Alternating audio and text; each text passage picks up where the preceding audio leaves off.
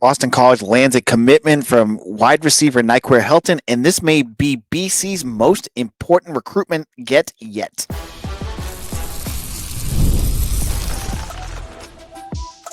You are Locked On Boston College, your daily podcast on the Boston College Eagles. Part of the Locked On Podcast Network, your team every day. Hello, everyone, and welcome. This is Locked On Boston College, your team every day. I am your host, AJ Black of Eagle Insider.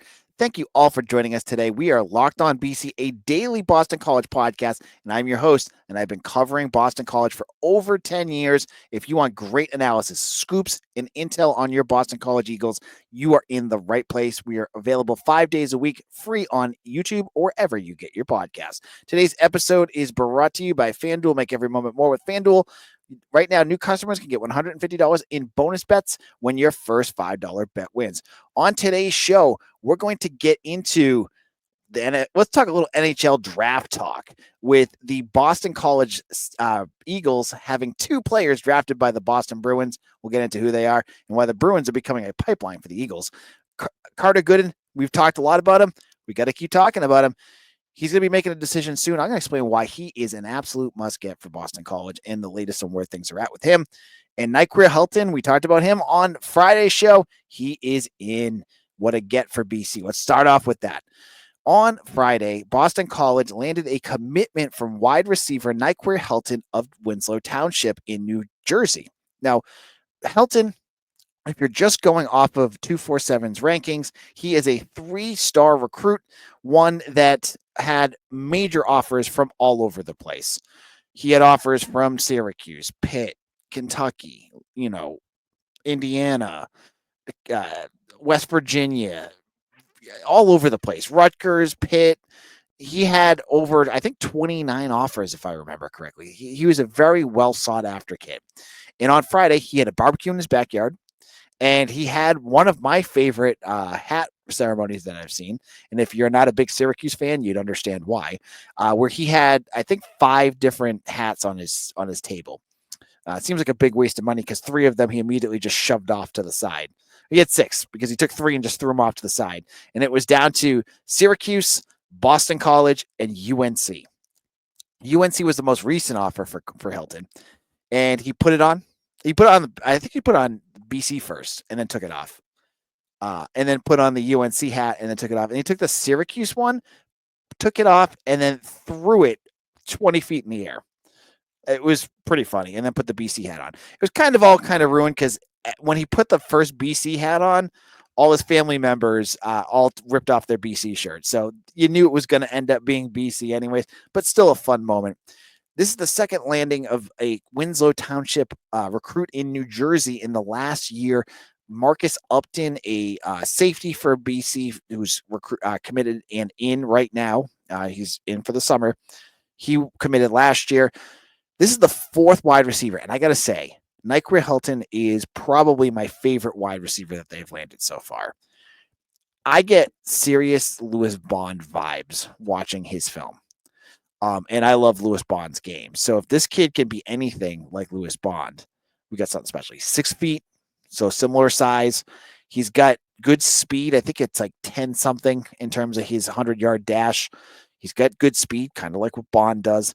He looks tough too. I love tough wide receivers. Give me a wide receiver that's not afraid to take a hit and can, break out of a tackle with his strength too. That's what you want. You also want a wide receiver who can block too. If they're tough, they're going to go out there and block. That's what you need. Like, especially if you're a team like BC that's going to run the football. Helton does a lot of that. So, hey, look at his ranking. Is he the highest rated recruit BC's landed? No, there's plenty that are higher. But I look at what his offer list is. The fact that Bill Belichick just less than a month ago offered him and he's still stuck with Bill O'Brien tells everything you need to know about his relationship with BC. And that relationship started with running backs coach Savon Huggins. As I said on Friday's show, Savon was his primary recruiter. He's from, New Jersey. He knows that area like the back of his hand. He was a big time player from that area. And he continues to land recruits from New Jersey.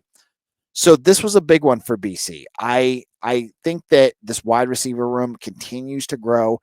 And you're going to see BC continue with the passing game that they're intending to put together a wide receiver room that's going to support that.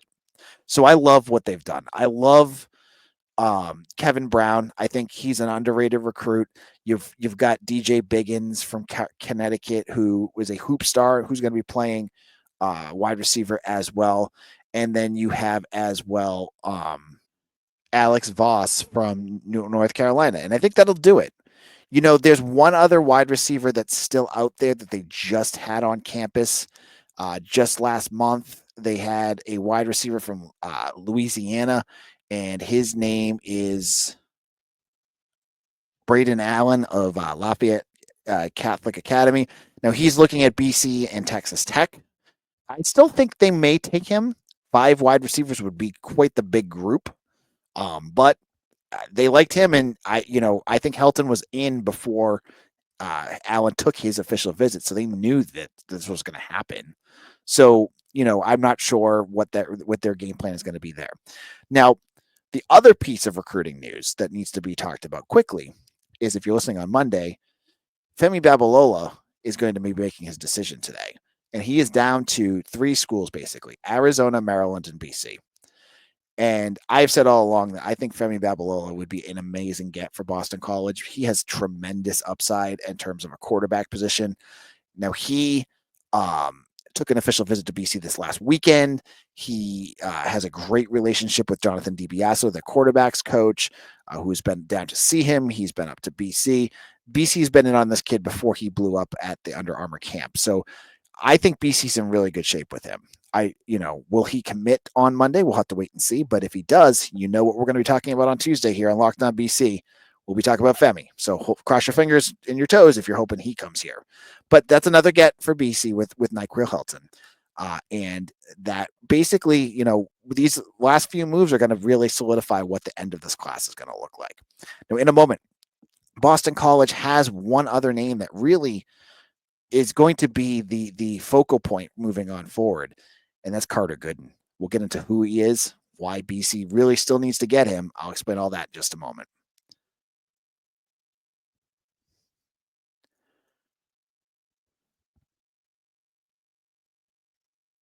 Summer sports are in full swing, and whether you're all about sports under the lights, golf on the green, or high-stakes soccer action, FanDuel is the best way to make every game even more exciting. You're already following the action. Why not make it feel a little more thrilling? With FanDuel, you can get in on the game while your friends are getting sunburned at the beach. I've been using FanDuel to track my favorite matchups with the Red Sox. They've been on a 6-game slide. I thought they were going to get better. Maybe I got to start fading on them more. But the app keeps me fresh with new daily promotions and fun ways to bet. Walker Burley, their pitcher, you can always bet against him because he's been struggling a lot lately. Maybe you're new to FanDuel. New customers can bet just $5 and get $150 in bonus bets if your first bet wins. Are you going local? Are you looking more national stuff? They've got everything. It's so easy to use with FanDuel too. Their app is simple. You can find everything just at the tip of your fingers. So open the FanDuel app today or visit FanDuel.com to get yourself started.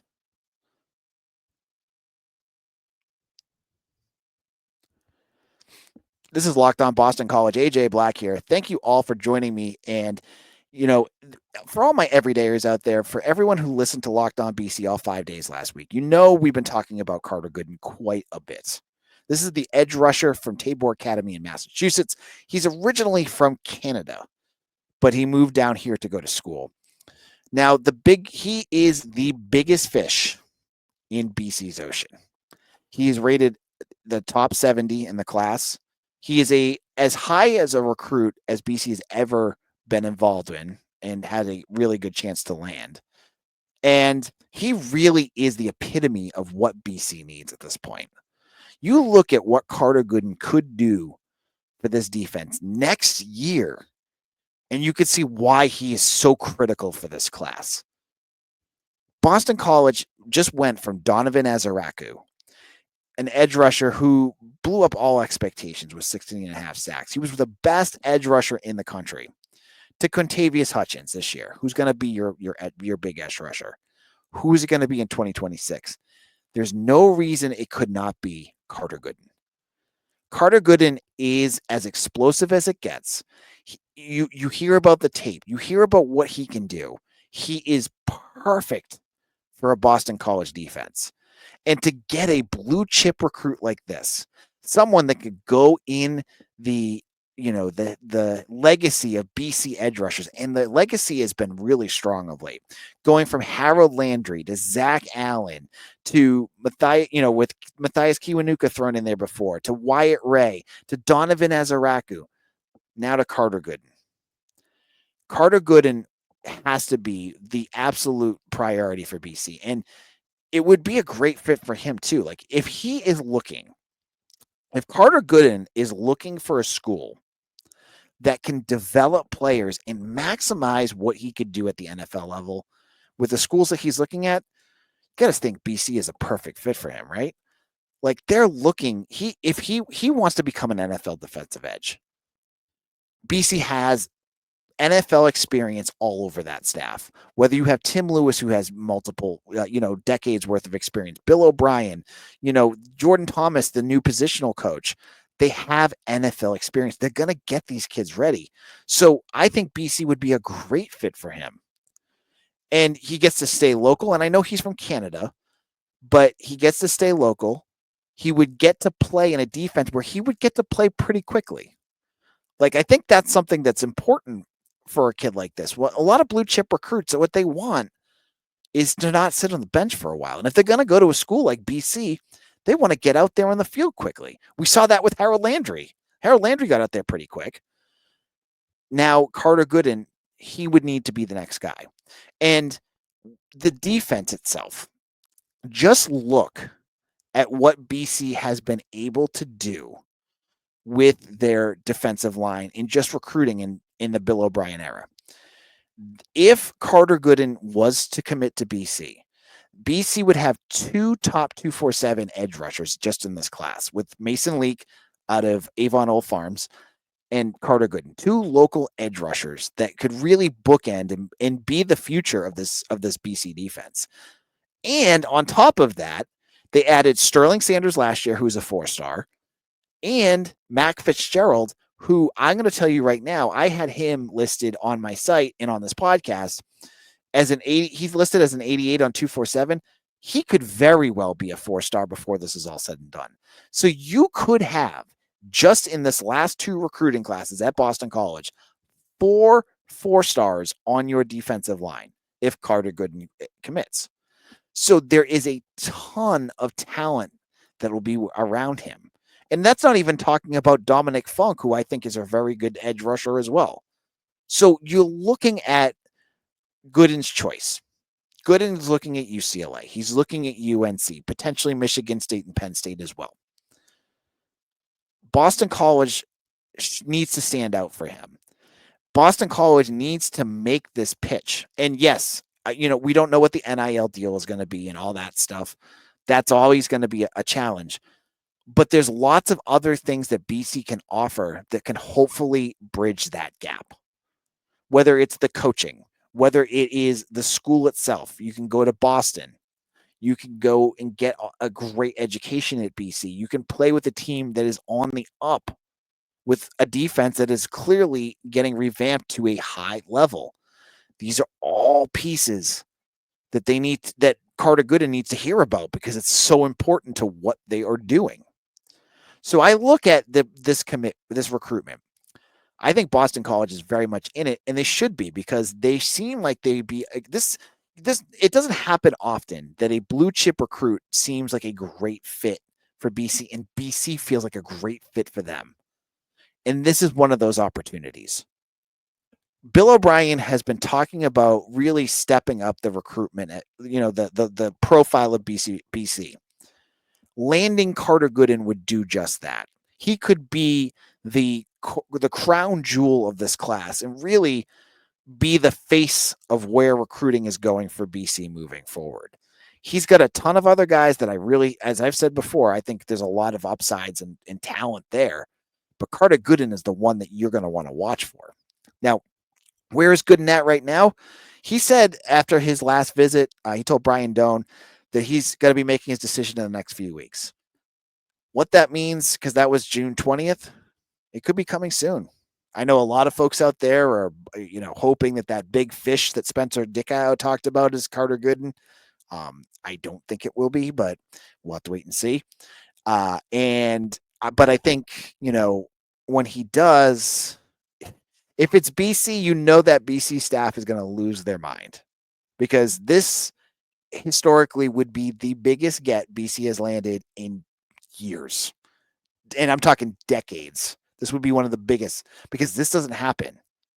But Bill O'Brien seems to have been changing how recruits are viewing BC. They got to finish this off.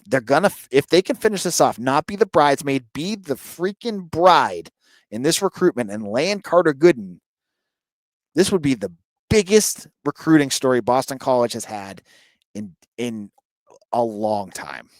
A long time.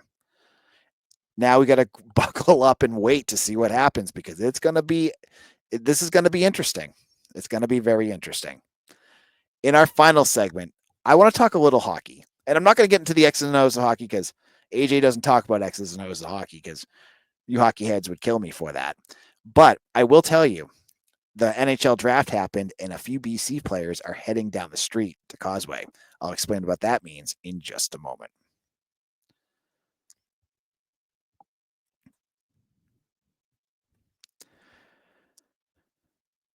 Welcome back. This is Locked On Boston College, your team every day. I'm your host, AJ Black of Eagle Insider, and the host of this great podcast. If you're looking for another show, check out Locked On Bruins. It's out there, and it's a great show that talks about the Bruins, because I'm going to talk about them right now. You can find that on YouTube or wherever you get your podcasts. Now, let's get into the NHL draft, which happened this weekend. And lo and behold, Boston College forward James Higgins, who had 37 points in 37 games last year as a true freshman out of New York, he was drafted number 7 by the Boston Bruins. Now, the Boston Bruins have 6 players now heading from BC to the Bruins, because shortly after, in the second round, another Boston College player ended up getting drafted by the Bruins. That's William Moore, a forward who has not officially been added to the BC roster, but from everything I've heard, I believe he's coming this winter, so he'll be coming. So who's the 6? This is crazy. You have 6 players, and those players are Andre Gassot, who was drafted in 2021 in the round 7. Oscar Jelvik, 2021, round 5. Konstantin Konstadinsky, 2023, round 7. Dean Letourneau, 2024, round 1, and then Higgins and Moore. That is 6 Boston College players heading to the Bruins.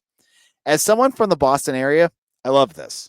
I really love this, because I love seeing players that I watch in college end up playing close to home, so that I can continue rooting for them. Now, 6 of them, this is crazy. So now the big question is, will Higgins come to BC again for his second year? Now, every report I've read sounds like he's going to return. That's big, because he obviously is one of the biggest goal scorers on Boston College's roster. And even though I think he underperformed a little bit, according to some of the things I've read, but the hope is that, a second year will really tune him up and get him ready for the NHL, and he'll be with the Bruins probably after his second year. In terms of William Moore, he's not even with BC yet, but I've heard from things I've read and from Anthony Smith, our writer, it sounds more and more likely that he's going to be at BC coming this fall as well. So that's 6. And then on top of all of that, so you have the Boston College Bruins. That's what we're going to call them from now on, the Boston College Bruins. Take that, BU Terriers. You get the Bruins, and then you have Teddy Mutrin heading to the San Jose Sharks. Now, Teddy Mutrin has not come on campus yet, and I believe he's 1 more year away. The high school and the whole college to pros thing, it all confuses me. Teddy Mutrin is the son of BC former quarterback Scott Mutrin, who does the sideline reporting. He got drafted by the San Jose Sharks, so he was the 3rd name that got drafted. And then of course, there is a a potential real star for BC that got drafted in, I think it was the 3rd round, Justin Carboneau. And no, he was the 1st round. Sorry. Justin Carboneau was in the 1st round. He's someone that has been linked to BC. He's like a dynamic, blue chipper. He got drafted by the Blues, and that is a situation that I've heard, reading like BC Hockey Blogger and Anthony Smith and some of the, Mike McMahon and all these other guys. It's all still up in the air, and it could be 50-50 that he ends up at BC or he goes right to the Blues. So he's a situation worth watching. It's so crazy. This is how good BC hockey is, that you have so much talent every single year that gets drafted. You had 3 this year, but there's a couple of recruits that could potentially make it like 4 or 5 if they end up signing, like Justin Carboneau, like I mentioned, that you have this much talent on this roster. Because BC, they are a blue blood when it comes to college hockey. Yes, they have not won a national championship in 13 years, and they need to start getting on that, but they are still one of the best teams in Hockey East. They're always in the top 10, and they probably will be again this year. But to see guys like Higgins and Moore and Mutrin get drafted shows that they're continuing under Greg Brown to develop guys and recruit really well. Now you can argue that this is also a double-edged sword, because you have these guys that just come in for a year or two, and you're playing got teams like Denver and Lowell and these teams that beat you all the time that have like 25-year-olds, and you're not having those types of players. You can have that argument. I can understand that, but that's the way BC's approaching this, and it could work and it might not. So that's where things stand with hockey. And, I think Carboneau is going to be the story of the summer. Will he end up at the Blues? Will he end up with BC? He will be someone, he could really be a game changer. Like, you lose a couple years ago, you lose, some of your Will Smith and some of your other high-end talent, and you kind of missed that last year. You had a few, but like it was really top heavy. A guy like Carboneau added to your roster would really be a game changer. So you got to really cross your fingers that he ends up at BC. Now, on tomorrow's show, we will have all the reaction to Femi Babaloa's decision. Does he end up at BC? Does he end up somewhere else? Talk about everything that goes on with that. We'll get into more that's going on with football. There's tons of things that are going on as they get ready for the regular season. We're only a few days away from July, and then camp starts. So make sure when you are done with this episode that you go back and listen to some of my old episodes, because I feel like a few of you haven't. But my everydayers, I don't worry about you and people who listen to me first thing every morning. My first listeners, you are also MVPs. So follow me along with follow along with me on Twitter at AJBlack247. Check me out on Instagram, on Blue Sky, on Threads. I'm everywhere. And I hope you follow me on TikTok as well, as we've been putting out some videos. And I've been putting up exclusive videos up there too. I put them up on YouTube and I put them up on TikTok of, I talked about Higgins getting drafted, and I talked about when Nyqir Helton got committed. So if you want like really quick, I do more on TikTok, I feel, than Twitter now, because I get more reactions on there, and it's an interesting forum to use it. So check that out. Go find me, Locked On Boston College, on TikTok. And I hope to see you all again tomorrow for another episode of Locked On Boston College, your team every day.